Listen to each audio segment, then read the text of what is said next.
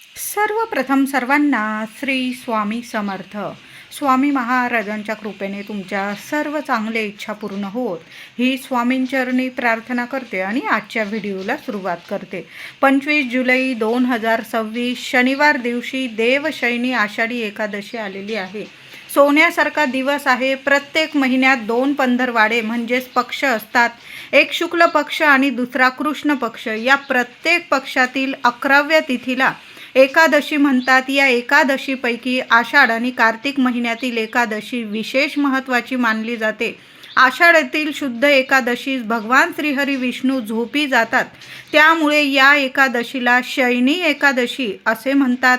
झोपी गेलेले भगवान श्रीहरी विष्णू कार्तिक महिन्यातील शुद्ध एकादशीला जागे होतात, त्यामुळे त्या एकादशीला प्रबोधिनी एकादशी असे म्हटले जाते. हे 4 महिने म्हणजे चातुर्मास होय.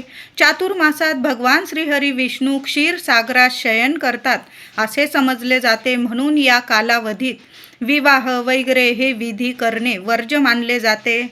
आणि जेव्हा चातुर्मासानंतर कार्तिकी एकादशीला भगवान श्रीहरी विष्णू जागे होतात प्रबोधनी एकादशीला, त्यानंतर तुलसी विवाह प्रारंभ होतो आणि त्यानंतर आपल्या घरोघरी ज्या मुलामुलींचे विवाह असतात त्यांचे अगदी आनंदाने विवाह पार पडत असतात. चातुर्मास म्हणजे व्रत वैकल्यांचे हे महिने मानले जातात. बघा, यात आपण श्रावण महिन्याचे सोमवार शनिवार हे व्रत करत असतो. माता लक्ष्मीचे व्रत करत असतो. वैभव लक्ष्मी व्रत आपण करत असतो.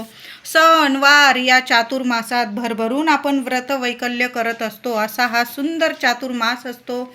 या महिन्यातून दिवसातून एक वेळेसच जेवण केले जाते. बऱ्याचशा ठिकाणी हा नियम आहे. महिला असतील पुरुष दादा एक वेळेस जेवण करतात. चातुर्मासमध्ये 4ही महिने एक वेळा जेवतात आणि एक वेळा उपवास करत असतात. रोज सकाळ संध्याकाळ तुळशी मातेची पूजा केली जाते. तुपाचा दिवा लावला जातो. यामुळे अखंड लक्ष्मी मातेची प्राप्ती होते. म्हणून बघा, या चातुर्मासात जेवढी सेवा होईल ना महिलांनो दादांनो, तेवढी सेवा जरूर करा. नाही जमलं ओम नमो भगवते वासुदेवाय नमः, पांडुरंग हरी वासुदेव हरी, जेवढा मंत्र जपता येईल तेवढा जरूर जपायचा आहे. सोन्यासारखं आपल्याला फळ मिळणार आहे. बघा, चातुर्मासात हे 4 महिने गोपज्ञ व्रत सुद्धा केले जाते. आपल्या देवघरासमोर रोज सकाळी रांगोळीने 33 गोपज्ञ काढावे. हे व्रत कार्तिक शुद्ध एकादशीपर्यंत केले जाते. म्हणजे आषाढी एकादशी ते कार्तिकी एकादशी असे 4 महिने गोपज्ञ व्रत केले जाते. रोज आपल्या देवघरासमोर सकाळी आंघोळीनंतर देवांची पूजा करून झाल्यानंतर रांगोळीने 33 गोपज्ञ काढावे. हळदी कुंकू वाहून पूजा करावी. हे व्रत कार्तिक शुद्ध एकादशीपर्यंत केले जाते. या चातुर्मासात रोज नित्य नियमाने शिवपिंडीवर अभिषेक जरूर करावा. घरच्या घरी करा किंवा मंदिरात जाऊन तुम्ही साध्या पाण्याने, स्वच्छ पाण्याने, दुधाने, पंचामृताने असा अभिषेक करावा. बघा, या चातुर्मासात भगवान श्रीहरी विष्णू झोपी जातात, तर या सृष्टीचा कारभार सांभाळत असतात ते म्हणजे महादेव शिवशंकरजी. तशी तर आपण आयुष्यभर सेवा करतो, पण या चातुर्मासात जेवढी सेवा होईल ना रोज नित्य नियमाने घरातल्या घरात किंवा मंदिरात जाऊन अवश्य करा. पाण्याने, दुधाने, पंचामृताने अभिषेक करा. या चातुर्मासामध्ये आपण श्रावणाचे सोमवार सुद्धा अगदी आनंदाने करत असतो. अगदी भावभक्तीने श्रद्धेने आपण प्रत्येक जण आपण श्रावणाचे सोमवार शनिवार करत असतो. तर या 4 महिन्यामध्ये रोज नित्य नेमाने घरात शिवपिंडी असेल किंवा मंदिर असेल घराजवळ, तिथं जाऊन देवांना अभिषेक जरूर करा. बेल फूल अर्पण करा.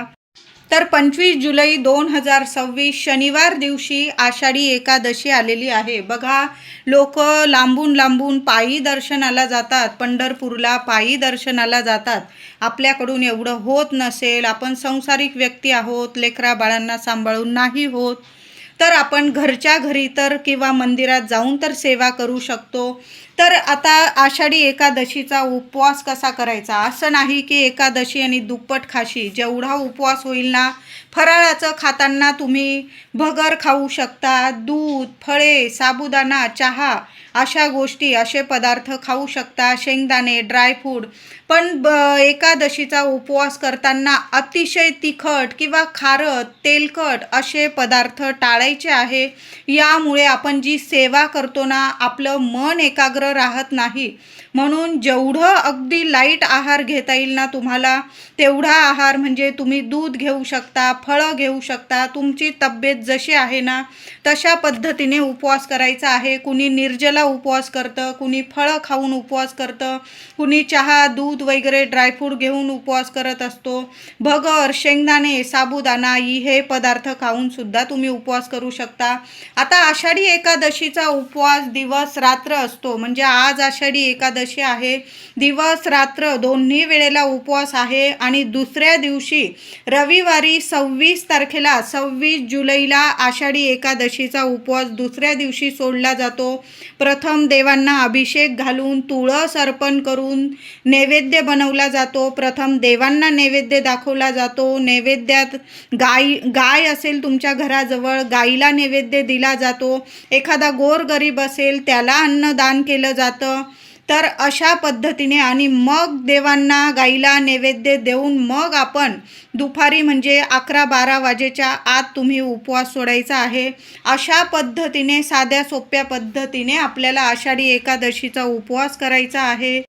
आषाढी एकादशीचा दुसऱ्या दिवशी उपवास सोडताना चुकून सुद्धा महिलांनो, मसूरची डाळ असेल, शेवग्याच्या शेंगा असतील किंवा वांगी असेल, अशा भाज्या आपल्याला टाळायच्या आहे. चातुर्मासात तर कांदा लसूण विरहित जेवण केलं जातं. पण एवढं नसेल तुम्ही पाळत तर मसूरची डाळ असेल किंवा अख्खा मसूर असेल, आषाढी एकादशीचा उपवास सोडताना हे पदार्थ टाळायचे आहे. शेवग्याच्या शेंगा असतील, वांगी असेल, हे पदार्थ तुम्ही टाळले तर अतिशय उत्तम. छान असा वरण भात, भाजी पोळी, साधी भाजी पोळी, वरण भात, शिरा किंवा काहीतरी गोडाचा पदार्थ असा बनवून देवांना, गाईला नैवेद्य दाखवा आणि मग उपवास सोडायचा आहे आपल्याला. आषाढी एकादशीला चिंच, जांभूळ, फणस ही फळं टाळायची आहे. त्याचबरोबर आषाढी एकादशीचा उपवास जी व्यक्ती करते किंवा नसेल करत तरी पण सर्वांनी काही नियमांचं पालन जरूर करायचं आहे. केस कापणे, नखे कापणे, आळशीप्रमाणे झोपून राहणे या गोष्टी तर अजिबात कोणी करू नका. दुपारी झोपणे, जरी तुम्ही रोज नित्यनियमाने दुपारी थोडा वेळ झोपत असाल तरी पण आषाढी एकादशीला दुपारी झोपणं टाळायचं आहे. मांसाहार, मद्यपान, निंदा, नालस्ती, कुणाची फसवणूक या गोष्टी करू नका. नाहीतर मग आयुष्यभराचं पुण्य गमावून बसाल तुम्ही. मग कितीही देवदेव करा त्याचा काहीच फायदा होणार नाही. कारण आषाढी एकादशीला या नियमांचं पालन सर्वांनी करायचं आहे. आपल्या पांडुरंगाला सर्व प्रिय आहे, प्रत्येक जीव प्रिय आहे. कुणाचाच अपमान या दिवशी करू नका. मौन धरून घ्या, शांत राहा. फक्त आपला पांडुरंग आणि आपण नामस्मरणात राहा, सोन्यासारखं फळ मिळणार आहे. म्हणून आषाढी एकादशीचा उपवास करा किंवा नका करू, पण या नियमांचं पालन जरूर करा. बघा, आपली पुढची पिढीसुद्धा याच गोष्टी शिकत असते. आपले व्रत, वैकल्य सर्व आपल्याकडूनच शिकत असते. म्हणून या दिवशी शांत राहायचं आहे. घरात असो, बाहेर असो, कुणाचाच अपमान करू नका. पांडुरंग आहे, कोणत्या रूपात येऊन जाईल आणि आपली परीक्षा घेऊन जाईल, दर्शन देऊन जाईल, सांगता येत नाही. आषाढी एकादशीला सर्वांनी लवकर उठायचं आहे आणि चिमूटभर हळद टाकून, थोडंसं गंगाजल असेल तर गंगाजल अवश्य टाका. त्याचबरोबर चिमूटभर हळद टाका. एखादं तुळशीचं पान असेल तुम्ही आंघोळीच्या पाण्यात टाका. लहान लेकरांपासून मोठ्या व्यक्तींपर्यंत हा उपाय सर्वांनी करायचा आहे. मानसिक, आर्थिक काही त्रास असतील, शारीरिक, मानसिक, संपूर्ण नष्ट होईल. भगवान श्री हरी विष्णूंचं, आपल्या पांडुरंगाचं नामस्मरण करा आणि आंघोळीचा हा उपाय सगळ्यांनी नक्की करायचा आहे. या दिवशी चुकून सुद्धा तांदूळ खायचा नाही. म्हणजे तुम्ही भात वगैरे शिजवत असाल, तसं तर प्रत्येक घराघरामध्ये उपवास असतो. आपण भगर, साबुदाणा या गोष्टी करत असतो. असतो पदार्थामध्येच, तेच आपण देवांना पण नैवेद्य दाखवतो. एकादशीला देवाला नैवेद्य अवश्य दाखवायचा आहे. बऱ्याच लोकांना असा प्रश्न पडतो की आपला उपवास आहे, मग देवांचा पण उपवास आहे. देवांचा उपवास नसतो. देवांसाठी आपण मनुष्य उपवास करतो. जो तुम्ही फराळ बनवलेला असेल किंवा फळं वगैरे असतील, देवांना छान दोन्ही वेळेला नैवेद्य दाखवायचा आहे. आणि दुसऱ्या दिवशी जेव्हा आपण 26 तारखेला रविवारी उपवास सोडू आषाढी एकादशीचा, तेव्हासुद्धा वरण भात भाजी पोळी जो स्वयंपाक केलेला आहे, प्रथम देवांची अभिषेक करून पूजा करून तुळस अर्पण करून मग देवांना नैवेद्य दाखवा, गाईला नैवेद्य दाखवा आणि मग आपण उपवास सोडायचा आहे. हे नियम तर आषाढी एकादशीचा उपवास करताना जरूर पाळायचा आहे. सोन्यासारखं फळ मिळणार आहे. आंघोळीचा उपाय सर्वांनी लहानांपासून मोठ्यापर्यंत सगळ्यांनी जरूर करायचा आहे. आषाढी एकादशीला महिलांनो लवकर उठून आंघोळीनंतर आपल्या घराच्या उंबरठ्यावर हळदीचं लेपन जरूर करा. माता लक्ष्मीच्या पावलांची हळदी कुंकू फुलं अक्षता वाहून पूजा करायची आहे. दोन्ही हात उंबरठ्याला लावा. तुमच्या मनातील इच्छा माता लक्ष्मीला लक्ष्मीनारायणांना सांगायची आहे. आणि दोन्ही वेळेला आपल्या घराच्या मुख्य उंबरठ्याजवळ दोन्ही वेळेला झालं तर दिवे जरूर लावा. तुपाचा लावला गाईच्या तुपाचा तर अतिशय उत्तम. नाही जमलं जे देवांच्या दिव्यांसाठी तेल वापरता तुम्ही, त्या तेलाचा दिवा लावला तरीही चालेल. या दिवशी एखादं तुळशीचं रोप लावता आलं तुम्हाला आषाढी एकादशीच्या दिवशी तर आवर्जून लावा. शनिवार आलेला आहे, तुळशीचं रोप लावा. नसल लावायचं, जी तुळस आहे अंगणात छान असं तुळशी मातेची पूजा सेवा करायची आहे. या दिवशी तुळशीला 2 चमचे का होईना गाईचं दूध अर्पण करा. चिमूटभर हळद अर्पण करायची आहे. तुळशीच्या मुळाशी हळद आपण अर्पण केल्याने तुळशीला किंवा झाडांना कुठलीही हानी पोहोचत नाही, उलट फुलतात फळतात झाडं. तर तुम्ही चिमूटभर हळद भगवान श्री हरी विष्णूंचा मंत्र जपा 21 वेळा. ओम नमो भगवते वासुदेवाय नमः. माझ्या प्रत्येक महिलेने आषाढी एकादशीला तुळशी मातेच्या मुळाशी चिमूटभर हळद भगवान श्री हरी विष्णूंचा मंत्र जपून हळद अर्पण करायचा आहे. हळदी कुंकू फुलं अक्षता वाहून तुळशी मातेची पूजा करायची आहे. आणि 1 रुपयाचं नाणं, आता 1 रुपयाचं नसेल, 5 रुपयाचं असेल, 10 रुपयाचं असेल, तुळशीच्या मातीत दाबून ठेवायचं आहे. संध्याकाळपर्यंत तरी ते नाणं हलवू नका. त्या नाण्याची सुद्धा साक्षात लक्ष्मी मातेची पूजा करत आहात तुम्ही. तुळशीची पूजा झाल्यानंतर तुळशीच्या मातीत जे नाणं असेल तुमच्याकडं 1 रुपयाचं, 2 रुपयाचं, 5 रुपयाचं, 10 रुपयाचं, ते नाणं ठेवा आणि हळदी कुंकू फुलं अक्षता वाहून त्या नाण्याची पण पूजा करा.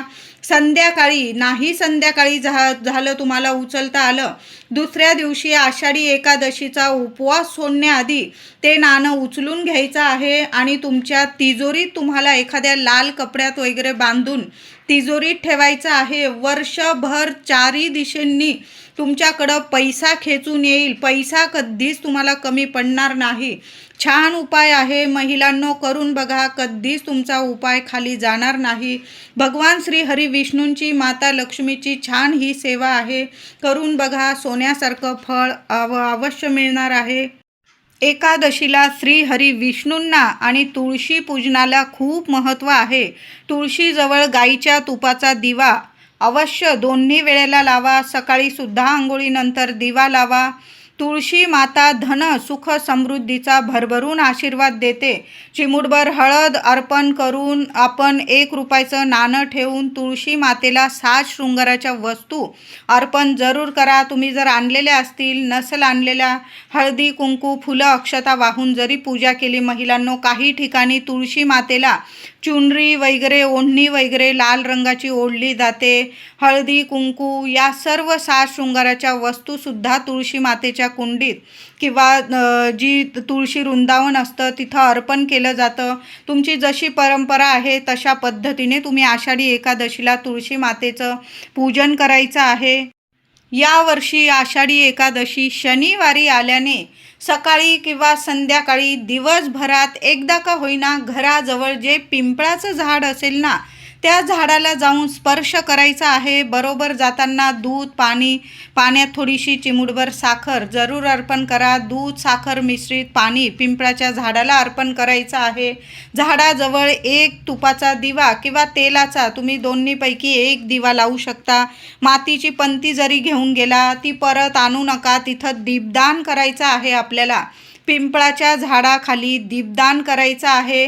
त्याचबरोबर थोडंसं मूठभर गव्हाचं पीठ घ्या, त्यात चिमूटभर साखर मिसळून घ्या आणि ते साखर मिश्रित पीठसुद्धा गव्हाच्या पिठामध्ये चिमूटभर साखर मिसळा आणि ते मूठभर पीठसुद्धा तुम्हाला पिंपळाच्या झाडाखाली ठेवून यायचं आहे. एखाद्या कागदावर ठेवून आलात तरीही चालेल आणि बरोबर जाताना न्यायचा आहे.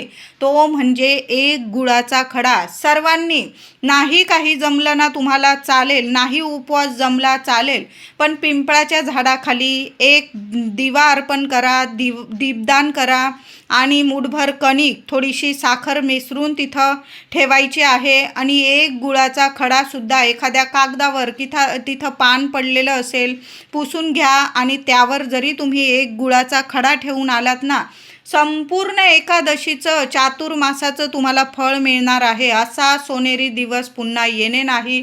कितीही अडीअडचणीत असा तुम्ही, घरात शुभ कार्य, मंगल गोष्टी घडत नाही, लक्ष्मी टिकत नाही, पैशाविषयी तुम्हाला काही अडीअडचणी आहे किंवा घरात शुभ मंगल गोष्टी घडत नाही, लग्न कार्याचे मुलं मुली झालेले आहे, काही ना काही कुंडलीत वगैरे काही ना काही प्रॉब्लेम येत आहे, म्हणजे स्थळं येतात पण कुठं कुंडलीत जुळत नाही, कुठं काहीतरी नाडी वगैरे असे प्रॉब्लेम बरेचसे असतात. सर्व म्हणजे तुमचे ज्या काही अडीअडचणी आहेत त्या संपून जातील आणि तुम्हाला घर बसल्या चांगलं योग्य स्थळ येईल आणि लवकरात लवकर कार्तिकी एकादशीनंतर तुमच्या घरात शुभ मंगल कार्य घडून येईल. संतान प्राप्ती होत नसेल, मूल होण्यास काही अडचणी असतील किंवा मुलं आहेत पण मुलांचे शिक्षण, नोकरी, काही ना काही अडीअडचणी आहे, तर सर्व जगातलं कितीही मोठं संकट असो, तुम्ही आषाढी एकादशीला पिंपळ पूजन जरूर करा आणि एक दीपदान करा. एक गुळाचा खडा आणि मूठभर कणिक, साखर मिसळून तिथं जरूर ठेवण्या, नमस्कार करा. या दिवशी पिंपळाला स्पर्श सर्वांनी करा. 11 किंवा 21 प्रदक्षिणा लक्ष्मीनारायणांचा मंत्र जपा. ओम नमो भगवते वासुदेवाय नमः, ओम श्रीं नमः मंत्र जपा आणि 21 किंवा 11 प्रदक्षिणा मारता आल्या, घालता आल्या तर जरूर घाला. नाही जमलं, नुसता नमस्कार करून तुम्ही 21 वेळा तिथं उभं राहून वगैरे मंत्र जपू शकता. ही सेवा कधीच तुमची खाली जाणार नाही. करून बघा. मुलांना जरी घेऊन गेला, मुलांकडून जरी स्पर्श करून घेतला तरीही चालेल. आषाढी एकादशीला प्रत्येकाच्या घरात बाळकृष्णाची मूर्ती असते. विठू माऊली, रुक्मिणी मातेची छान असा दुधाने, पंचामृताने किंवा हळद मिश्रित, केशर मिश्रित दुधाने, पाण्याने अभिषेक करा. देवांना पिवळी फुलं अर्पण करा, तांदूळ, अक्षता अर्पण करा. पिवळ्या अक्षता अर्पण करता आल्या तर जरूर अर्पण करा. माता रुक्मिणीला म्हणजेच माता लक्ष्मीला लाल रंगाची फुलं अर्पण करा. देवी आईला हळदी, कुंकू, फुलं, अक्षता वाहून छान पूजा करायची आहे. एक अखंड दिवा आषाढी एकादशीला आपल्या देवघरात जरूर लावून ठेवा. महिलांनो, दिवा भिजणार नाही याची काळजी घ्या. दिव्यात एक कापराचा तुकडा टाकून ठेवा. चिमूटभर हळद, भगवान श्री हरी विष्णूंचं, माता लक्ष्मीचं मंत्र जपा आणि चिमूटभर हळद त्या दिव्यात टाका. 2 लवंग टाका. दैवी अनुभव येतील तुम्हाला. खूप सुंदर सेवा आहे, जरूर करा. पण या दिवशी देवघरात अखंड दिवा जरूर लावायचा आहे. जेवढी तुळस असेल या दिवशी तुळस तोडू नका, आदल्याच दिवशी तोडून ठेवा तुम्ही. आणि तुळशीपत्र, जेवढी तुळस असेल घरातल्या प्रत्येकाने बाळकृष्णाच्या मूर्तीवर किंवा विठू माऊलीच्या मूर्तीवर अभिषेक करा तुळशीचा. जेवढी तुळशी पानं असतील तुमच्याकडं चांगली बघून घ्यायची आहे, तुटलेली वगैरे घेऊ नका. देवांना विष्णू सहस्त्रनामावली पठण करत करत तुम्हाला तुळशीचा अभिषेक करायचा आहे. नाही जमलं, ओम नमो भगवते वासुदेवाय नमः किंवा पांडुरंग हरी वासुदेव हरी या मंत्राचा जप करा आणि देवांना जेवढी तुळस असेल तेवढी सर्वांनी, लेकरांकडून सुद्धा देवांना तुळस अर्पण करून घ्यायची आहे. देवशयनी आषाढी एकादशीच्या सकाळी सहज महिलांनो, आंघोळीनंतर जेव्हा उंबरठा पूजन कराल, आपलं मुख्य दार पुसून घ्या. मुख्य दरवाजावर सुद्धा हळदीने एक स्वस्तिक काढा आणि फक्त 5 आंब्याची पानं घ्यायची आहे. तुम्हाला जास्त असेल 11 घेऊ शकतात. विषम संख्यामध्ये आपल्याला 11 किंवा 5 किंवा जास्तीत जास्त तुम्ही 21 वगैरे अशी आंब्याची पानं मोजून घ्यायची आहे. स्वच्छ धुवून घ्या, पुसून घ्या आणि प्रत्येक आंब्याच्या पानाला भगवान श्रीहरी विष्णू आणि माता लक्ष्मीचा मंत्र जपा. ओम नमो भगवते वासुदेवाय नमः, ओम श्रीम नमः आणि हळदीचं बोट त्या प्रत्येक पानाला लावायचं आहे. कोरडी हळद लावली तरीही चालेल आणि ती आंब्याची डहाळी 5 पानांची आंब्याची डहाळी तुम्हाला आपल्या मुख्य दरवाजावर लावून द्यायचं आहे. लक्ष्मीनारायणांचा मंत्र जपा. तुमच्या मनातील इच्छा बोलायची आहे. तुमच्या घरात शुभ मंगल गोष्टी घडून येऊ द्या. लग्न कार्यात मुलं मुली मोठे झालेले असतील, लग्न कार्यात अडचणी येत असतील, कार्तिकी एकादशी येण्याच्या आत तुमच्या घरात छान अशा शुभ गोष्टी घडून येतील आणि एकदा का कार्तिकी एकादशी नंतर तुळशीचं लग्न लागलं की मग तुमच्या घरात सुद्धा शुभ मंगल कार्य सुरू होतील. इतके सुंदर अनुभव येतील. म्हणून सर्वांनी पैशांच्या अडचणी असू दे किंवा मुलांना शिक्षण, नोकरी किंवा संतान प्राप्ती होत नसेल, लक्ष्मीला बरकत येत नसेल, तुमच्या घरात प्रगतीत अडचणी येत असेल, प्रत्येकाने लग्नाकार्यासाठी तर कराच हा उपाय, पण प्रत्येक गोष्टीसाठी, प्रत्येक अडचणीसाठी हा आंब्याच्या पानांचा उपाय आणि हळदीचा उपाय आवर्जून करा. आणि 5 पानांची आंब्याची डहाळी आपल्या मुख्य दरवाजावर आवर्जून लावून द्या. खूप सुंदर अनुभव येतील तुम्हाला सोन्यासारखे. हळदीचे जेवढे उपाय जमतील ना उद्या तर आवर्जून करा.